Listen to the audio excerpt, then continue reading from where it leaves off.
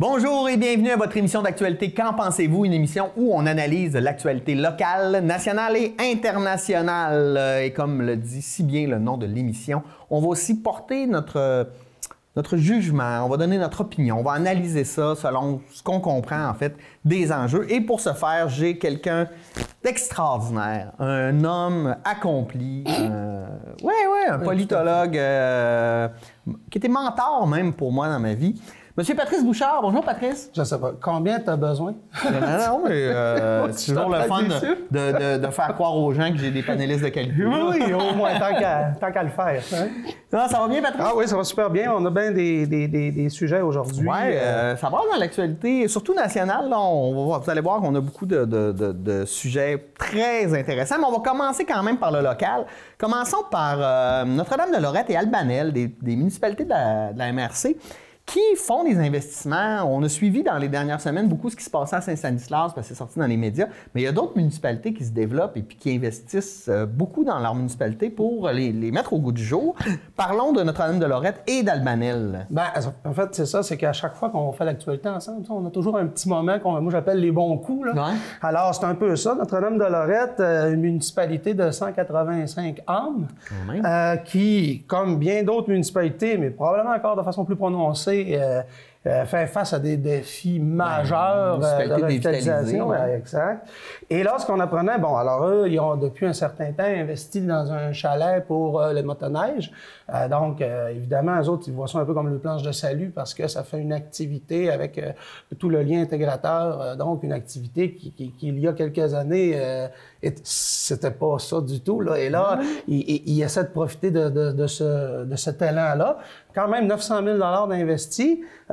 Et aussi, en apprenant qu'il y a un projet de réfection pour l'édifice municipal d'une valeur de 300 000 alors toujours aussi selon l'approche multiservice. Ouais. Hein? C'est-à-dire, on sait que c'est l'édifice municipal où le conseil se réunit, mais au-delà de ça, on essaie de greffer à ça plein de services, le comptoir d'épicerie communautaire et d'autres types de services. Et c'est pas compliqué. Pour bien des petites municipalités, c'est ça l'avenue.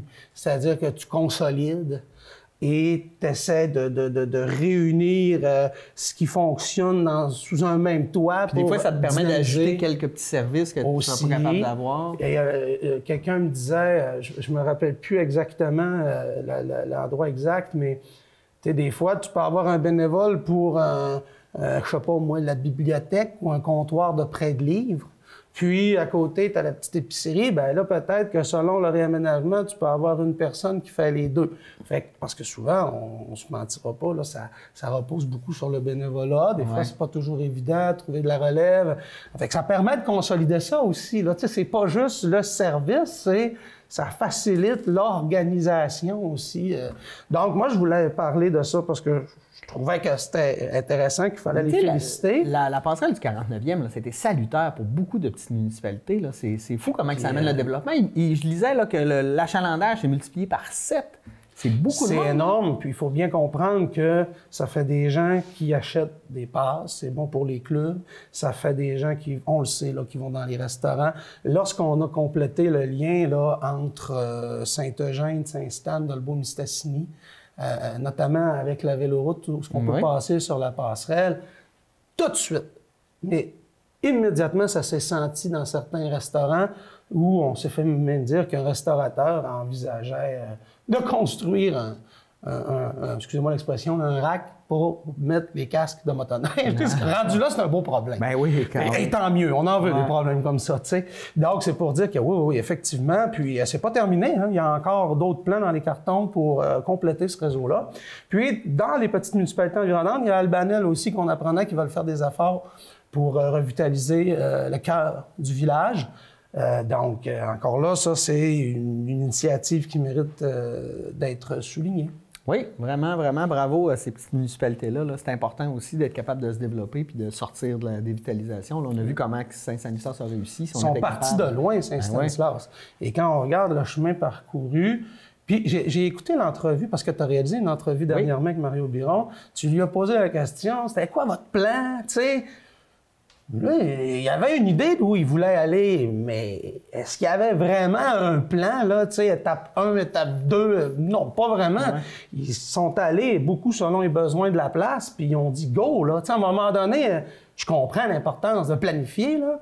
Mais planifier pour planifier, à un moment donné, il faut passer à l'action, puis on sent que c'était ça qu'il voulait, lui. On va essayer des choses. Puis moi, ce que je trouve extraordinaire, c'est de voir, des fois, les municipalités veulent se mobiliser, puis des fois, ce qui nous manque, c'est quelqu'un qui va porter le dossier, puis qui va le faire avancer. Puis je trouve que M. Biron, c'est un bel exemple. Moi, je pense qu'il fait partie des gens au niveau municipal qui sont bien dynamiques. Ouais. On reste dans la région, mais on s'en va partout, en fait, en Amérique du Nord. On va parler de l'ASEUM parce que on sait que ça a été signé. ASEUM, ça, c'est quoi? C'est l'ancienne ALENA. Je l'ai dit parce que oui, c'est vrai, t'as bien raison. Le nouvel ALENA, en fait, je dis l'ancienne ALENA, mais c'est le nouvel ALENA. Et puis, ça a été signé. Puis là, il y avait beaucoup de questionnements qui sont venus de la région, en fait, pour éviter peut-être le dumping d'aluminium, parce qu'il y a des règlements, surtout pour le Mexique, qui permettraient peut-être de prendre de l'aluminium de Chine pour faire des pièces. Mais on voit que les efforts du Bloc québécois apportent des fruits. Il y aurait vraiment déjà des négociations en ce moment pour changer ou pour permettre une meilleure protection de l'aluminium. Oui, puis je pense que le Bloc, là-dessus, a fait tout un travail. Puis quand je dis le Bloc, là, moi, j'aimerais quand même spécifier qu'on parle de Mario Simard et d'Alexis Brunel-Duceppe, qui ont aussi développé une approche non partisane de la chose. Oui. Parce que quand tu veux convaincre des syndicats, des gens du municipal, d'embarquer avec toi, de te rendre à Ottawa, organiser un point de presse. Eux, ils ont essayé de collaborer en tout cas pour organiser des rencontres avec la ministre Freeland. Et ça a porté fruit. Puis l'autre affaire, c'est que dans les derniers jours, vous remarquerez, bon, c'est sûr que là, dans l'actualité, il y a eu beaucoup de choses qui font que ça l'a un peu mis de côté. On en a moins entendu parler, mais c'est pas parce qu'on n'en entend pas parler qu'il se faisait rien, et même que ça peut devenir une stratégie, parce qu'on a vu le Bloc avec les libéraux qui ont comme dit, regarde, tenez votre ligne, nous on va tenir notre ligne, là, mais pas plus que ça, puis on n'en ajoutera pas. Hein, on ne mettra pas de l'huile par-dessus le feu. On va essayer de collaborer. Puis, on jugera sur les résultats. Fait que c'est un peu comme si on avait fait une espèce de trêve. Et ce matin, parce que là, je dis aux gens, ce matin, nous sommes le 26 février. Ce matin, à 10 h, conférence de presse convoquée par le chef du Bloc. Et moi, on m'avait parlé même de communiqué conjoint. OK. Donc, ce qui montre un peu là, l'idée de non-partisanerie. Puis, ce que ça veut dire, c'est qu'il y aurait là, des pistes, on va avoir plus de détails, mais pour donner des assurances par rapport à l'aluminium québécois. Puis quand on dit l'aluminium québécois, c'est pas mal l'aluminium Saguenay-Lac-Saint-Jean. Ouais. Alors, ça, c'est le bon coup de la semaine, là.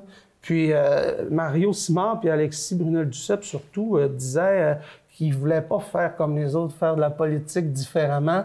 Et je pense qu'on est en train de voir un peu son style je pense qui est plus hors norme. Là, Je pense qu'ils ont l'avantage d'être dans un gouvernement minoritaire. Ça leur permet d'avoir une force. Puis je trouve qu'ils sont bons pour s'élever justement au-dessus du débat et essayer d'aller chercher des appuis.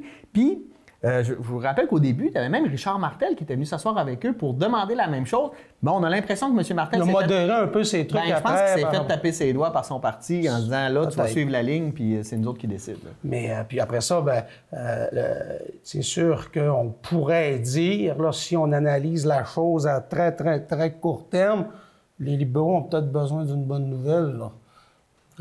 Présentement, on en reparlera là-dessus, mais oui, que les libéraux aient besoin d'une bonne nouvelle à annoncer. Une autre bonne nouvelle, en tout cas pour moi, on a appris avec une étude que le Saguenay-Lac-Saint-Jean, c'est la région qui est championne au niveau du développement dans le bio. Donc, on a ici les plus grandes superficies de culture biologique. Et puis ça, pour moi, c'est une bonne nouvelle parce qu'on s'en va vers ça. Et en plus, on est très fort sur l'achat local. On aime ça encourager nos petites places. On en est fiers, en fait. On est proche de nos communautés. Puis je trouve que c'est le fun. On voit un vrai développement régional par l'intérieur, par l'action. Très endogène. Oui. Et écoutez, dans l'article de Laura Lévesque ce matin, dans le Journal Le Quotidien, on apprenait qu'il y a 190 producteurs qui sont certifiés. Donc, ce que ça veut dire, c'est que le nombre de producteurs certifiés a quand même augmenté de façon importante. On parle de 20 000 hectares. Et ça, ce 20 000 hectares-là, ce chiffre-là, La raison pour laquelle il a augmenté, c'est aussi parce qu'il y a beaucoup de bibliothèques qui se sont convertis. Et comme on sait, les bibliothèques, ça a des grands espaces. Donc, il y a beaucoup de bibliothèques qui se sont convertis au bio.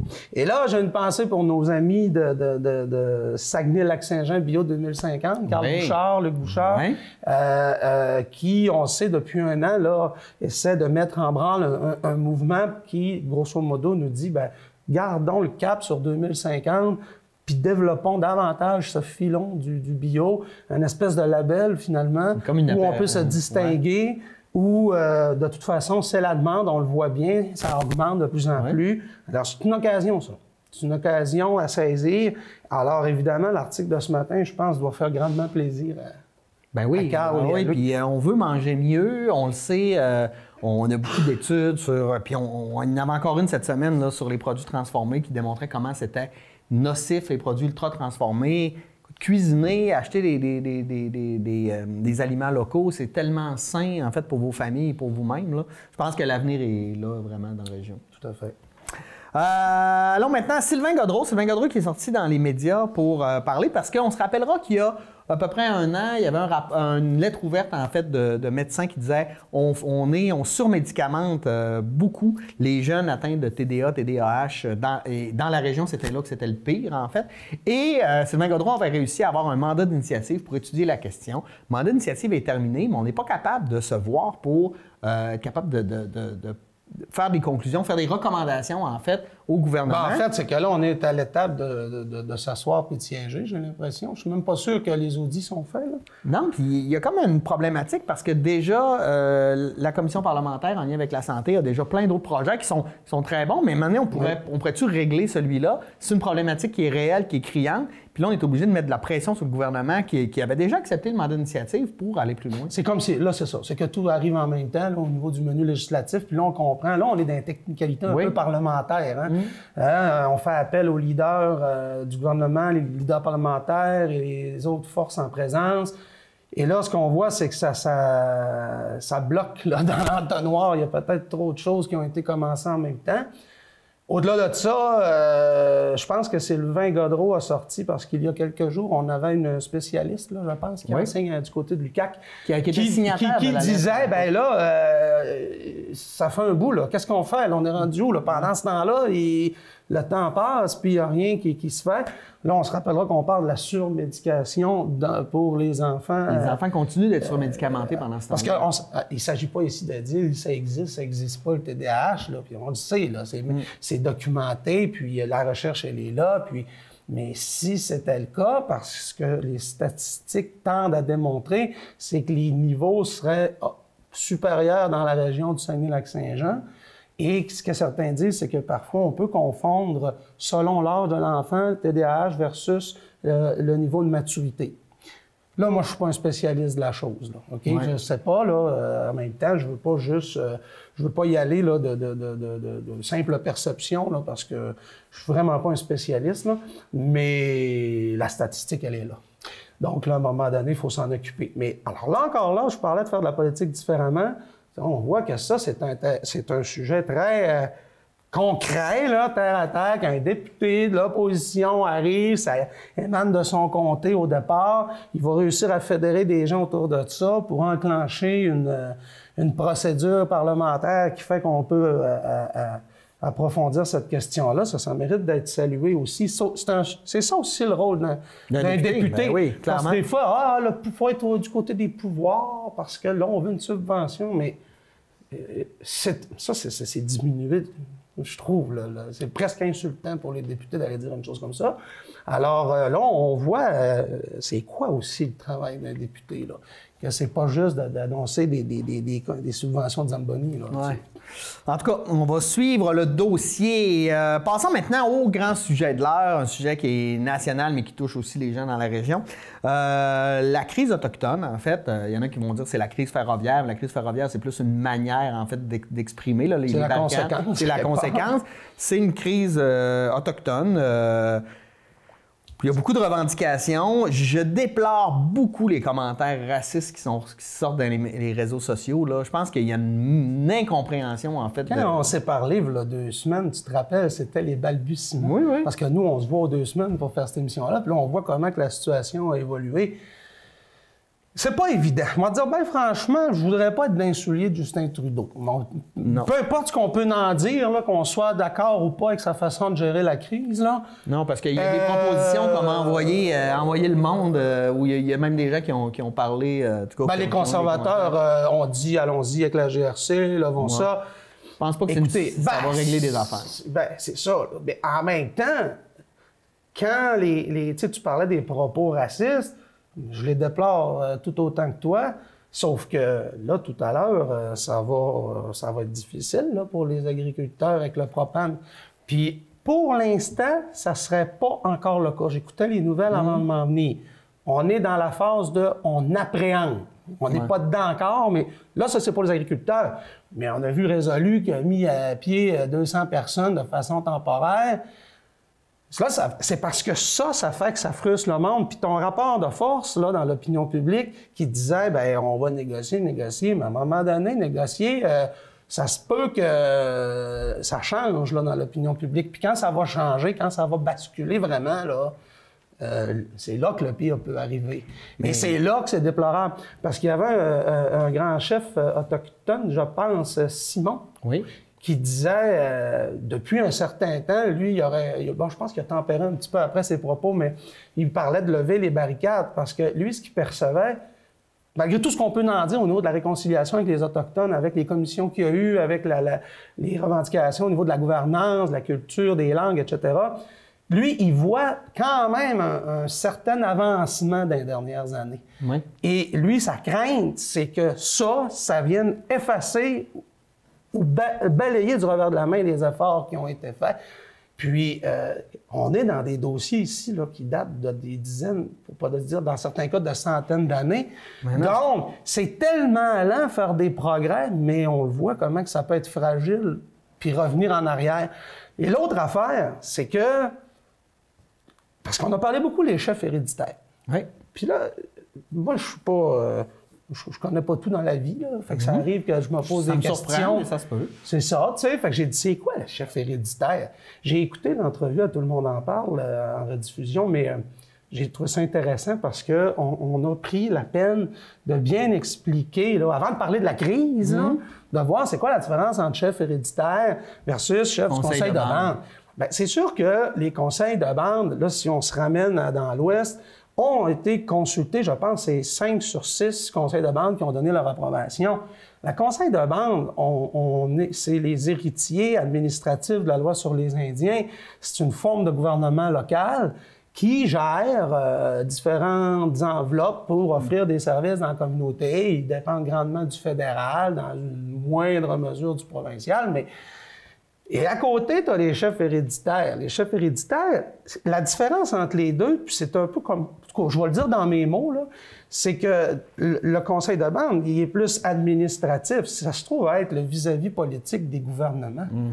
Puis certains vont dire que, ouais, c'est des vis-à-vis politiques du gouvernement, mais basés sur une loi discriminatoire, colonialiste, etc. Clairement. Peut-être, sauf que le fait est qu'il y a quand même des gens dans le conseil de bande qui sont légitimes, qui ont été élus, puis c'est pas vrai que tous les Autochtones sont contre le pipeline. Non. D'un autre côté, ben, les chefs héréditaires, c'est un peu comme la conscience. Hein? C'est la conscience des Premières Nations de dire...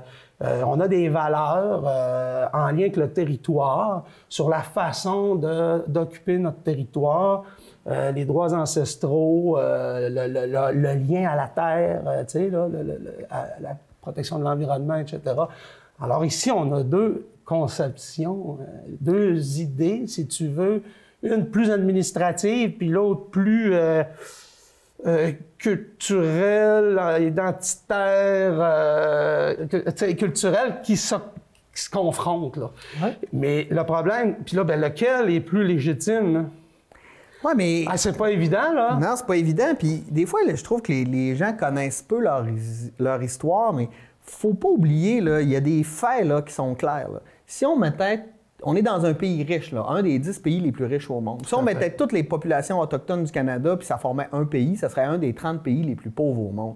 Il y a une grande partie des territoires autochtones, ils n'ont même pas l'eau potable, mais ils voient des gros pipelines amener du pétrole. On est prêt à investir pour l'économie, mais on n'est pas prêt à investir pour des denrées de base. C'est comme quand on voit dans le parc de la Vérandrie, je pense, du côté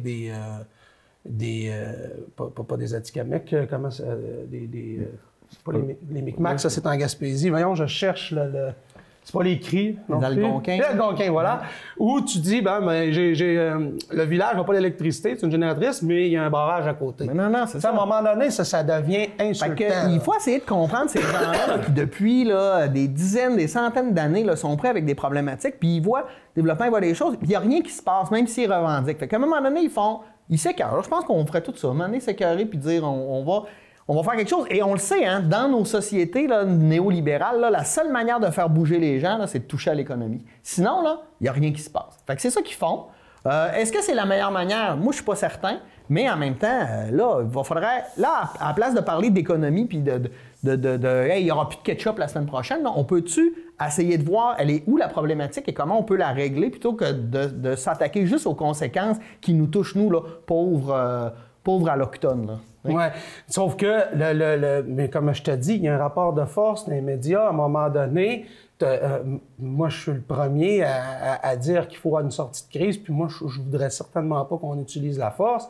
En tout cas, peut-être que si on avait à l'utiliser, il aurait fallu que ce soit dans la première journée. Là, il est trop tard. Bien, on l'a vu cette semaine. Puis quand je dis qu'il est trop tard, c'est parce que là, il y a plein de monde qui ont fédéré à ça. Les points se sont multipliés, là, les points de rassemblement. Puis regarde, quand ils sont allés là, à Belleville enlever les barricades, là, qu'est-ce que ça a fait? Là? Ça a provoqué qu'il y en a juste plus de barricades qui sont allés se mettre ailleurs.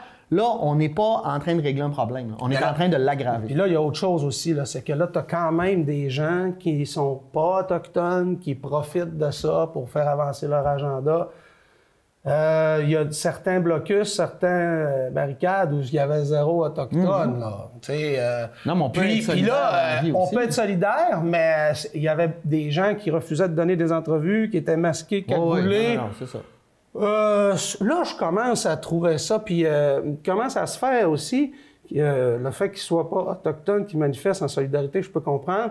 Puis là, ça peut paraître anecdotique, mais ils quittent toute la place et c'est comme le bordel. Là. C'est pas ramassé. Il n'y a même pas un nom qui a été pris. Il n'y aura aucune sanction.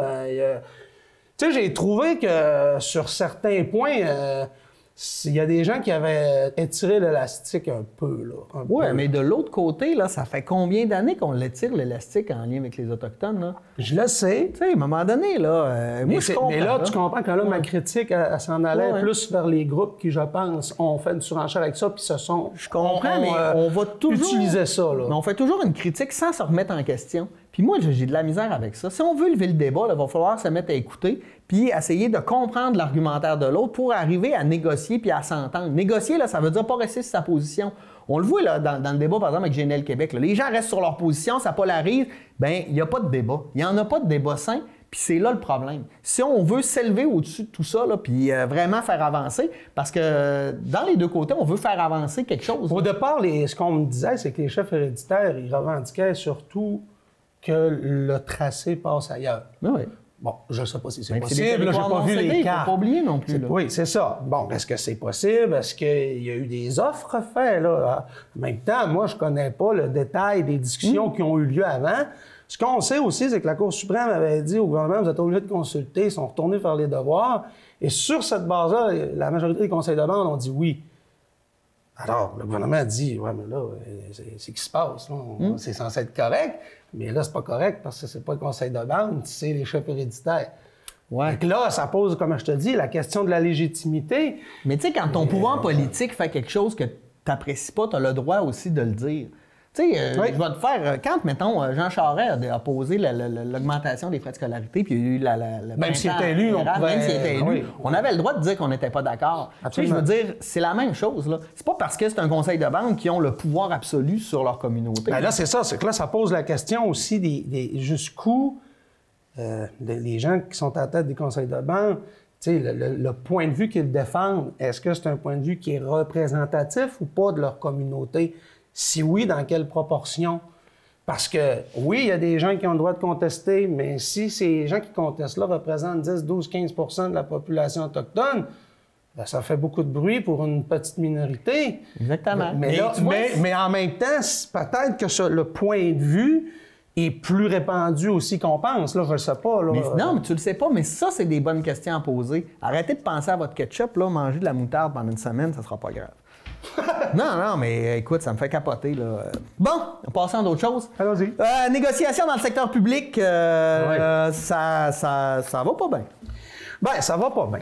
C'est que là, on comprend là, ce à quoi on assiste présentement, c'est ce qu'on assiste à chaque 5 ans. Ouais. C'est-à-dire qu'aussitôt qu'une négociation entre le gouvernement et les employés du secteur public est conclue, règle générale, il y a pendant 2 ans, les syndiqués, les instances vont réfléchir à la dernière négo. Tranquillement, pas vite, on va commencer à mobiliser les gens à savoir, bon, voici les gains qu'on a obtenus la dernière fois, est-ce qu'il y a des nouveaux problèmes, ça serait quoi nos revendications?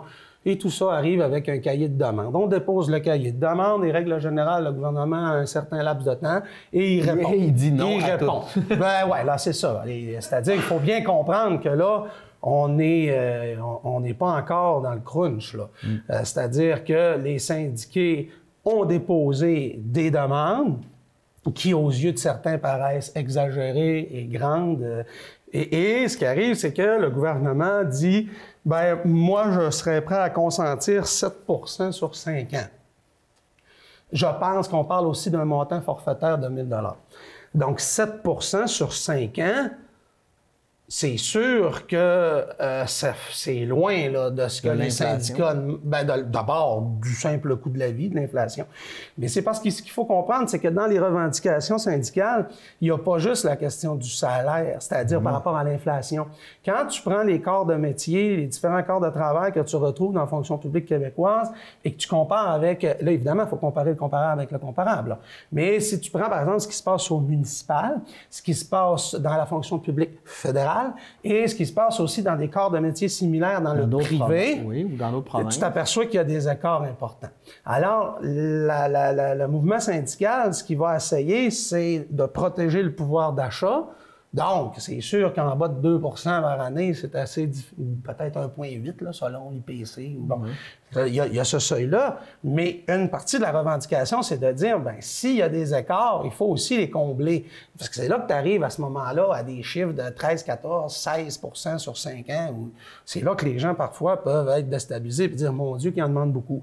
Mais j'aimerais quand même dire quelques statistiques. Oui. Parce que, tu sais que j'aime les statistiques. Oui. Et François Legault a dit le surplus, hein, parce que là, présentement, on parle d'un surplus de 4,5 milliards après versement Fonds des générations. Et ça, c'est pour les 8 premiers mois de l'année 2019-2020.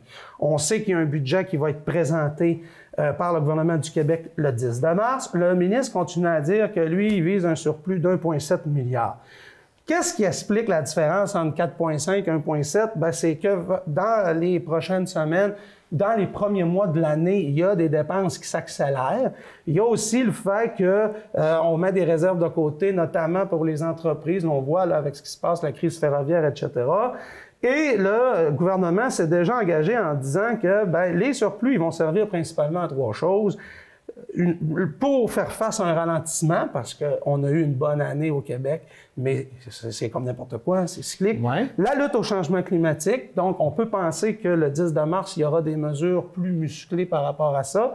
Et difficile d'en faire des moins musclées. Et sur la dette. Ouais. Non, puis j'espère que ça va être des mesures autres qu'on abolit les pailles. C'est bon. Ceci dit, la fonction publique, là, ben, j'entendais François Legault dire les surplus n'appartiennent pas aux syndiqués, ils appartiennent aux Québécois. Là, moi, ça me heurte un peu, ça. Ça me gosse. Pourquoi? Parce que la fonction publique au Québec, c'est 550 000 employés. 550 000 employés, ça fait quand même... Et là, on parle de public-parapublic. Hein? Ça fait quand même pas mal de monde, dont les enfants vont à l'école, dont les enfants vont en garderie, dont les gens vont à l'hôpital. Non. Fait que, OK, je comprends son idée de dire on ne fera pas rien que plaisir aux syndicats pour acheter à la paire, on a d'autres défis. Si c'est ça qu'il voulait dire, il y avait rien qu'à le dire de cette façon-là, mais c'est pas ce qu'il a dit. On voit son petit côté antisyndicaliste qui me gosse. Mais l'autre affaire, c'est que c'est très méprisant parce que tes employés de l'État, ils font partie de la population. Ce sont tes familles aussi. C'est une classe moyenne, tu sais. Et c'est 36 000 le salaire moyen de la fonction publique québécoise. 36 000. Puis qu'est-ce qui explique ça? C'est parce que 43 % des gens qui travaillent dans la fonction publique, donc 43 % des 550 000, qui n'ont pas de permanence.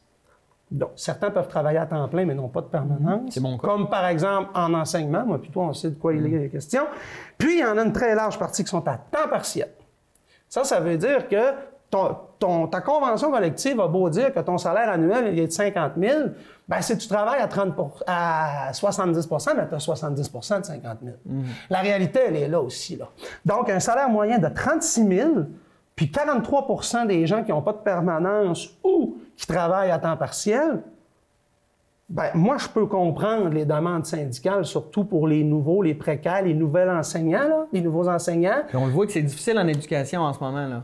Donc, il va falloir faire de quoi avec ça. Oui, oui. Il y a des surplus. Il ne s'agit pas de dire prenons tous les surplus. Parce qu'on le sait, le gouvernement s'est engagé notamment à rétablir le tarif unique en garderie plus tôt que prévu. Ça coûte des sous. C'est sûr qu'il y a une partie de son surplus qui va aller là. S'il veut faire des annonces avec ses maisons des aînés, je ne sais pas, la réparation des écoles, comme on voit dans... mais le surplus appartient pas juste aux aînés. Le surplus appartient pas juste aux enfants qui vont à la garderie. Non, mais c'est complètement débile là, comme argumentaire. Puis ce qu'on s'aperçoit aussi, c'est que quand ta fonction publique qui est composée de 550 000 personnes, bien, ce que tu donnes à ta fonction publique, là, ça revient dans l'économie. Ce que tu donnes à ta fonction publique, à tes employés, ça hausse le niveau minimal pour tous. Ça a un effet à la hausse pour parfois les plus petites PME pour dire, bon, ben regarde, là, c'est ça le minimum maintenant, c'est ça le modèle. Et on le voit parce que quand on a une crise économique, là, l'endroit au Québec qui est le moins touché, c'est toujours la capitale nationale parce que c'est là qu'il y a le plus de fonctionnaires qui ont des jobs, qui font rouler l'économie, qui dépensent. Puis même quand ils ne sont pas fonctionnaires, il y a un paquet de gens qui travaillent dans des entreprises dont les contrats sont donnés par le gouvernement. Donc, il me semble que c'est Denis Trottier qui m'avait déjà dit que sur les 50 entreprises ou 50 employeurs, c'est 35 ou 37 qui sont rattachés au gouvernement. Tu sais, à un moment donné... Puis ce qu'on oublie aussi, c'est que le plus gros employeur dans le comté Roberval, là, oui, je comprends la forêt de par la présence des usines, que ce soit sciage, l'exploitation forêt, les pâtes et papiers, mais en nombre de personnes, il y a combien de gens qui travaillent pour la commission scolaire du Pays des Bleuets? Il doit y avoir à peu près plus de 1000 personnes sur le payroll. Puis après ça, on a 2 hôpitaux, CLSC, etc. Bien, en nombre d'emplois, ça fait pas mal de monde. Probablement que c'est le secteur qui a le plus d'employés dans notre région. Fait que je veux bien croire là, que des fois, on garde la fonction publique un peu de hausse, on gradue au fonds de pension, mais il y a quand même pas mal de monde dans notre région qui en dépendent. Puis si tu as une fonction publique avec des services publics de qualité, ça l'aide aussi les régions, ça. C'est une façon de redistribuer des ressources en région. Puis tant qu'à être dans le fonds de pension, parce que là, on passe pour des gradus, c'est vrai que le fait d'avoir un fonds de pension avec des prestations déterminées, oui, c'est un système qui est important, qui est avantageux. Oui, oui, oui. Par contre, ce fonds de pension-là, il est très bien capitalisé, puis il est en surplus d'environ 10 %. Puis une des raisons, c'est parce que les employés de la fonction publique, ils cotisent beaucoup dans le fonds de pension. Parce que c'est 50-50, l'employeur, le gouvernement cotise, mais les employés cotisent aussi. Fait que ça explique aussi pourquoi le fonds de pension est en santé. Donc, il faut ramener tout ça, je pense, là, puis pas trop tomber dans des préjugés. Ah ouais, on est pas mal dans cette mode-là, de tomber dans les préjugés. C'est facile. Merci, médias sociaux. Hey, nous, on s'arrête quelques instants, on revient tout de suite après la pause.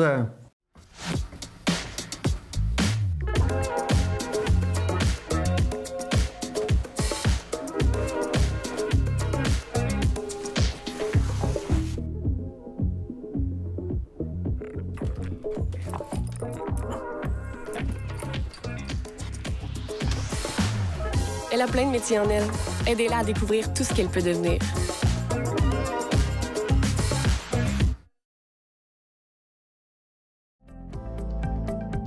Les télévisions communautaires autonomes du Québec, ce sont les télévisions les plus importantes parce qu'elles sont proches de la communauté. On veut encourager des gens qui parlent de ce qui nous intéresse, mais aussi qui participent au développement local.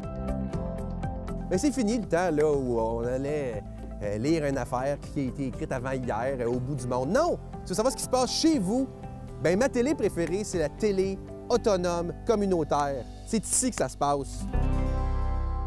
Ça va bien? Ici, on travaille en français. Moi, je travaille en français. Moi, je travaille en français. Moi, je travaille en français. Moi, au CFP, là, ça a été vraiment des belles années. J'ai eu du fun là. Dès la première semaine, les premiers mois, tu sais si tu es fait pour ça. La formation est vraiment complète. Puis on apprend dans ce qu'on aime, dans notre passion. Chaque fois que j'allais à l'école, je savais que j'allais pratiquer un domaine qui me passionne. J'avais des professeurs qui étaient hyper stimulants. C'était la première fois que je tissais des liens avec des enseignants. Tout un écolier à partir de DEP.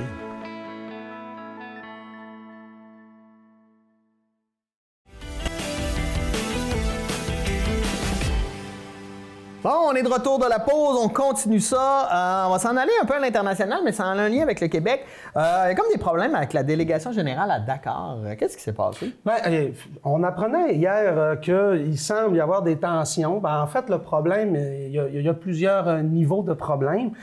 Première des choses, c'est que depuis que Mme Fatima Ouda-Pépin est en service, soit en novembre 2019,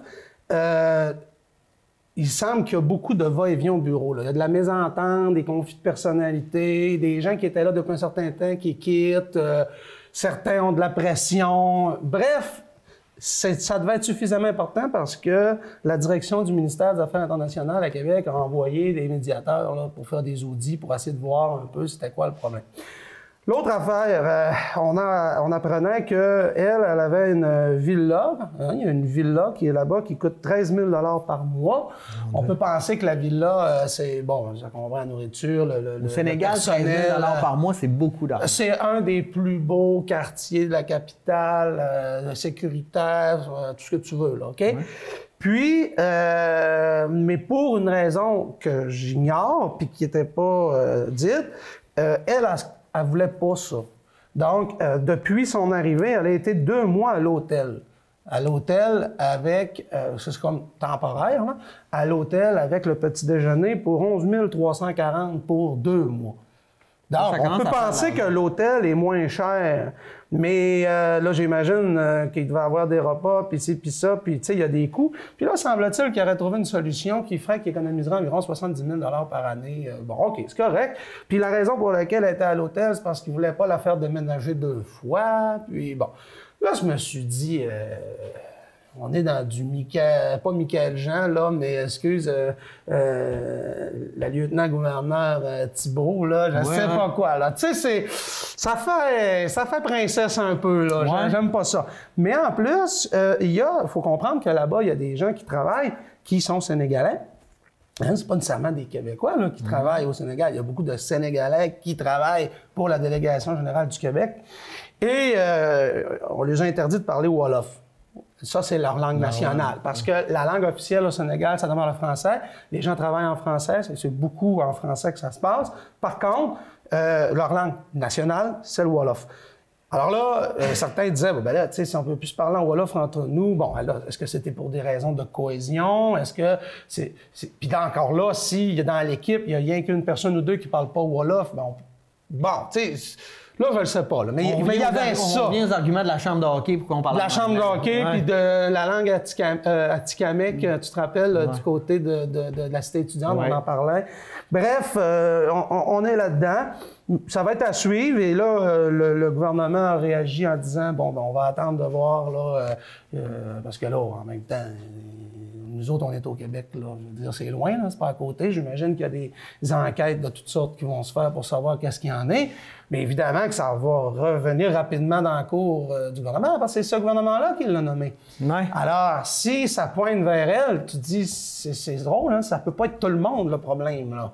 Alors, pour l'instant, on dirait que ça pointe beaucoup vers Fatima Ouda-Pépin. Que je respecte, soit dit en passant, mais que je me dis, crime, il y a quelque chose qui ne fonctionne pas, là. Allons maintenant en Alberta. Tu voulais parler d'Alberta, entre autres de la taxe du carbone, et probablement en lien avec le projet Frontier qui a été abandonné. Oui, en fait, c'est que le gouvernement Trudeau, quand il est arrivé, on sait qu'il voulait lutter contre le changement climatique, a mis en place une taxe carbone. Dans le fond, si on résume, les provinces avaient leur propre système, notamment au Québec, on sait qu'on participait avec la Californie. Avec la Californie, tout ça, bourse du carbone. Mais si tu n'as pas ton propre système, il y avait un délai et c'est la taxe carbone fédérale qui s'applique. Alors, les provinces plus récalcitrantes, que sont notamment l'Alberta, Saskatchewan, Ontario. Ontario, il faut comprendre aussi qu'avec le nouveau premier ministre, là, ça a changé. Donc, on a contesté devant la Cour d'appel en Alberta l'application de cette taxe carbone. Et la Cour d'appel d'Ontario, dans un jugement majoritaire, c'est-à-dire 4 juges sur 5, a dit que c'est inconstitutionnel, cette loi-là. Bon, qu'est-ce que ça veut dire? C'est qu'il y a 2 articles dans la loi fédérale sur la taxe de carbone. La première qui concerne la tarification du carbone imposée à la surconsommation et la deuxième, une taxe imposée aux industries productrices. Et ça, ce qu'on dit, c'est que ça vient entrer en contradiction avec les pouvoirs qui sont provinciaux. Avec les pouvoirs provinciaux. Notamment, on dit que pour les juges, la gestion des émissions polluantes et la question des ressources naturelles, ce sont des compétences provinciales. Et si on ouvre là-dessus, ben ils disent qu'on pourrait ouvrir sur d'autres choses, d'autres fronts qui ne sont pas nécessairement en lien avec les ressources naturelles et l'environnement, mais bref, ici, il y a la peur du précédent. Alors, il y a une notion ici de fédéralisme, de décentralisation, et jusqu'où le pouvoir central peut appliquer ses orientations au détriment des provinces. Est-ce que les provinces, parce que là, on s'entend qu'en arrière de ça, c'est l'amélioration de l'environnement, mais il y a un autre principe qui s'appelle le fédéralisme, puis si ton projet de loi va à l'encontre du fédéralisme, ben ça va pas bien. Mais on apprenait aussi qu'en Ontario et en Saskatchewan, ben il y a eu des procédures judiciaires similaires qui, pour les provinces, n'ont pas porté fruit, mais là, eux autres, ils vont contester ça en Cour suprême.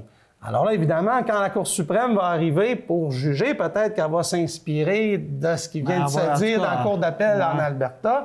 On verra. Mais tout ça vient alimenter le sentiment d'aliénation de l'Ouest, qui était déjà là, qui l'est encore plus.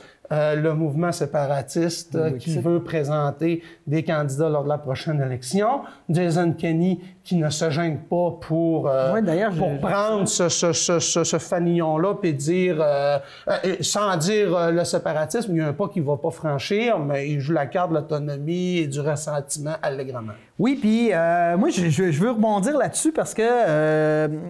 Bon, vous savez aussi là, qu'il y a un projet, le projet Frontier qui a été abandonné, projet de 14 milliards d'exploitation de sable bitumineux. Et justement, le premier ministre d'Alberta, tous les gens un peu plus à droite ont dit « Ah, ça, c'est de la faute de la taxe carbone, c'est de la faute du fédéral. » Je m'excuse. Quand on lit la déclaration du président de la compagnie, je ne me rappelle plus son nom, qui a dit « On fera pas... qui ne fera pas le projet. » C'est très clair. Là. Allez lire la lettre là, avant de jeter votre opinion là, un peu partout. Il est très clair où il dit que ils ont besoin, pour le développement d'avenir, oui, d'acceptation sociale, mais de lutte au changement climatique. Et la problématique en Alberta, c'est que la bourse du carbone, justement, n'est pas implantée ou est mal implantée, puis ils ne sont pas capables de faire fonctionner Gérald Filion disait aussi le prix du baril n'est pas là. Ouais. Là, je veux dire, on peut bien dire c'est de la faute à Trudeau, c'est pas vrai. C'est pas vrai. Le projet en lui-même ne se vaut pas dans les conditions du marché actuel. Point barre. Et voilà. C'est aussi simple que ça. Et même que le gouvernement Trudeau, il devait être bien content parce que là, s'il y allait, parce que là, il aurait fallu qu'il dise « je suis d'accord avec le... » Ben là, il ils se mettaient à dos plein de monde. Puis si je suis contre, mais ils continuent à se mettre à dos l'Ouest, dans le fond, le gouvernement il doit être bien content que l'entreprise ait abandonné. Mais on peut comprendre les politiciens de l'Ouest, eux, qui sont pas contents parce qu'ils en souffrent de ça, là, au niveau de l'économie. Mais ce que j'aime pas là-dedans, c'est qu'ils amènent de fausses informations. Ah, absolument, ils pour justifier, en fait, amener justement le ressentiment face au fédéral puis aux autres provinces. Tout à fait. Quand c'est basé sur des fausses informations. Fait que ça, moi, ça me gosse beaucoup. Passons maintenant dans les écoles. Le gouvernement gouvernement Legault veut moderniser les écoles au Québec, veut investir, je pense, c'est 4 milliards pour mettre les écoles à niveau. D'ailleurs, avoir inspiré un peu de l'ABécole. Oui, inspiré de l'ABécole, mais il met aussi la clé d'emporte à l'ABécole. Il n'y aura pas d'autres projets de l'ABécole, mais au moins, ils vont utiliser cette expertise-là, pour une fois qu'on utilise une expertise pour laquelle on a payé, pour mettre à niveau les écoles et aussi les mettre toutes bleues. On a parlé aussi d'utiliser le bois et l'aluminium. Oui, le bois et l'aluminium. Ça dit en passant, pour une région comme nous autres, c'est une bonne nouvelle. Là. Oui, c'est une bonne nouvelle. Parce que, et ça m'amène un peu sur un article qui est paru il y a 2 jours, c'est le groupe de travail sur la forêt et les changements climatiques qui est composé... ce groupe-là a fait une étude commandée par le ministère de l'Environnement, le ministère des Forêts... Fonds de Parc et le Conseil d'industrie forestière. Et on a étudié 4 scénarios différents, des scénarios qui pourraient s'appliquer graduellement de 2020 à 2089. C'est loin. C'est loin, mais pas tant. Quand on parle de changement climatique, c'est pas loin. Non. Et selon le scénario le plus optimiste, grâce à notre forêt québécoise, on pourrait diminuer de 10,4 millions de tonnes de CO2 par année. Comment on fait ça? Bien, notamment, on dit que jusqu'en 2030, c'est 50 000 hectares à boiser et reboiser. Ce n'est pas tout. Soit dit en passant, 50 000 hectares, c'est 500 km². Ça se trouve à être le 3336e du territoire québécois, ou, si vous voulez, ça correspond à la grandeur de l'île de Montréal, qui est de 483 km². Donc, à chaque année, il faut planter la superficie de l'île de Montréal, premièrement. Et en 2030, on ajoute un 17 000 hectares par année. En faisant ça, on atteint des objectifs appréciables. Mais il ne s'agit pas juste de dire on plante, il faut aussi couper les arbres et les utiliser. Et les couper, comment? Notamment en utilisant des produits du bois à longue durée de vie. Des produits du bois à longue durée de vie, par exemple, ce n'est pas du papier. Ouais. Mais là vous voyez venir, hein? Nous autres ici, on vit du papier. Ça veut dire que c'est mieux d'avoir du papier que d'autres types de produits, mais l'idéal, c'est de trouver une conversion pour utiliser davantage du bois de structure, notamment, et aussi les résidus forestiers, bioénergie, biogaz, notamment, plutôt qu'au lieu du gaz naturel fait à partir de fracturation, par exemple. On en revient à ça, on en a parlé l'autre jour. Tout est là. On l'a, notre plan de match, là. Et moi, je trouve ça... Écoute, c'est ça qu'il faut prendre, puis c'est ça qu'il faut pousser. Fait que si on fait des écoles en bois et en aluminium... Bien, c'est une partie de la solution, parce que ça va dans le bon sens. Pourquoi? Parce que c'est pas compliqué. Si tu prends ton bois et que tu le transformes et que tu fais une poutre, ta poutre, par exemple, va être utilisée pendant 100 ans, 200 ans dans un bâtiment. Dans ta poutre, il y a du carbone. Donc, c'est pour ça qu'on dit que c'est un puits de carbone. On a emprisonné le carbone. Alors, non seulement pendant que la forêt pousse, on capte du carbone, non seulement pendant que la forêt pousse, capte du carbone, emmagasine du carbone et ainsi compense pour sa propre transformation, mais ça prend beaucoup moins de carbone que le béton et l'acier, parce que pour faire du béton et de l'acier, ça prend des énergies fossiles. Parce que ça prend une énergie plus forte ou plus... Pour le béton, ça prend du sable, hein, on n'en parle pas assez, mais c'est une ressource qui se raréfie. Là. Il y a une mafia du sable dans le monde. Alors, ah oui? Oui. J'ai écouté un documentaire extraordinaire là-dessus. C'est une des ressources qui va être le plus en demande dans la prochaine... Donc, quand on voit, et là, je ne veux pas m'en vanter trop, mais la ville de Beaumistassini, avec l'utilisation du bois dans l'aquagym, la caserne de pompiers, et il y aura certainement autre chose. Alors, oui, le bois. Puis dans la construction résidentielle, on utilise déjà beaucoup le bois au Québec. C'est pas là le gain. C'est déjà... ce marché-là, ça va bien, OK? De toute façon, on le voit assez facilement, là, les murs, les trosses, les solives de plancher, etc., tout en bois. Là où il y a un effort à faire, c'est dans l'industriel et dans le commercial. Il faut utiliser davantage le bois d'ingénierie, chantier Chibougamau, pour ne pas le nommer, le bois nordique, et bon.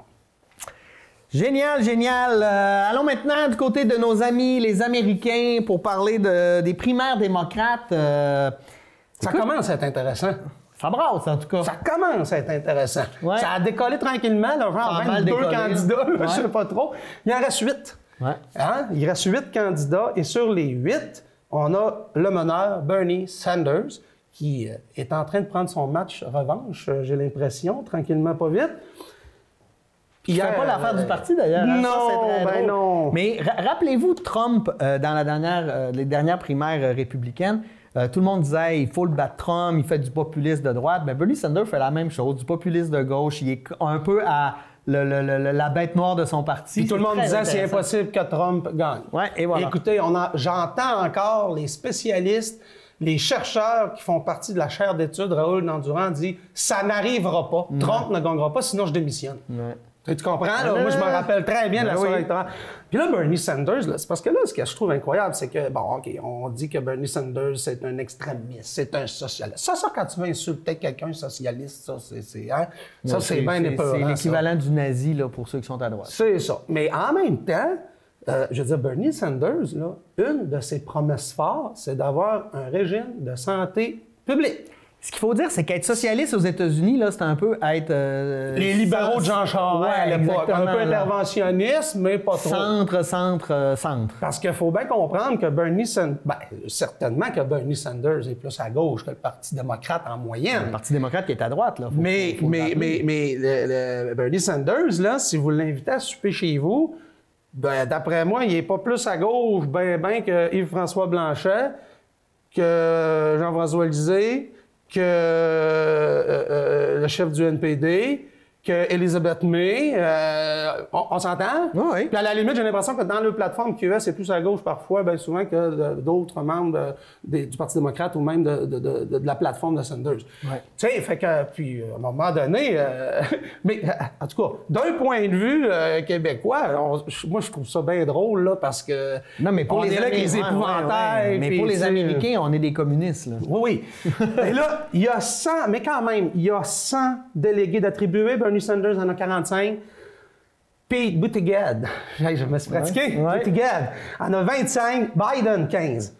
Biden, ça va pas bien, là. Bien, là, on a 3 États. S'il perd en Caroline du Sud, je pense qu'il va quitter la course. Bon, alors, en Caroline du Sud, tu fais bien d'en parler, c'est le 29 février, et Caroline du Sud, c'est quand même un État important, mais surtout où il y a une forte proportion d'Afro-Américains qui, non seulement c'est une clientèle pour les démocrates, mais favorable à Joe Biden. Alors là, Joe Biden attend de voir qu'est-ce qui va arriver. Et le 3 mars, ça s'en vient, là. Ouais. C'est le super mardi. Pourquoi on dit super mardi? Parce que c'est 15 États qui vont et voter. 35% des délégués. Je vous rappelle qu'il y a 3 979 délégués et il faut atteindre 1990.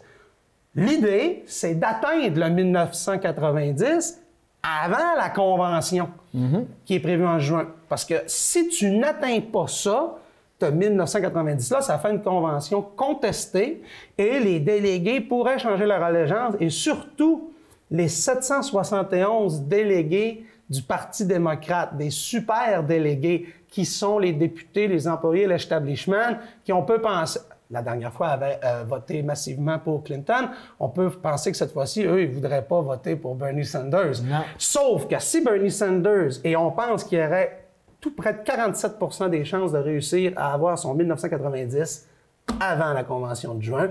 Les autres sont complètement déclassés. Là, il y a des moteurs de simulation, des moteurs, des statistiques, des simulations qui ont été faites. Et les autres, c'est des miettes. Puis il y a même 40 % des chances que ce soit aucun des autres à part Sanders. Alors, c'est pour te dire. Alors, si Sanders fait un bon coup en Caroline du Sud, là, ça promet. Là, il est dans son élan. Là. En tout cas, moi, je trouve ça enthousiasmant. Et pour l'Amérique du Nord et pour le monde, je vais vous dire, Et dans le journal ce matin, il disait il va falloir à un moment donné avouer des choses, là, que nous autres aussi, les Américains, là, on a fait des coups d'État ailleurs, là, puis qu'on n'a pas toujours été correct. Puis, tu sais, je pense que c'est quelqu'un qui pourrait quand même emmener une dimension importante au niveau de la politique internationale. Ben oui, puis on aurait enfin aux États-Unis un débat gauche-droite, parce que depuis la création des États-Unis, on a un débat droite-extrême droite, là. Tu sais, je veux dire, c'est ça, en fait, là. Fait qu'à un moment donné, on pourrait aussi aller avec d'autres types, entendre d'autres choses. Et ce qui est très intéressant, c'est que l'électorat que vise Bernie Sanders, c'est exactement les cols bleus, ceux qui ont fait élire Donald Trump, aussi. Le Rust Belt, des gens de la classe moyenne, parce qu'ils écoutent son discours, ils vivent les problèmes et ils ont vu que Donald Trump ne va pas améliorer leur niveau de vie. Fait que peut-être qu'ils vont essayer d'autres choses. Ça pourrait jouer, ça. Oui, puis dans le fond, Bernie Sanders, c'est l'antithèse de Trump. Mais oui. Alors, bien sûr que ça va polariser.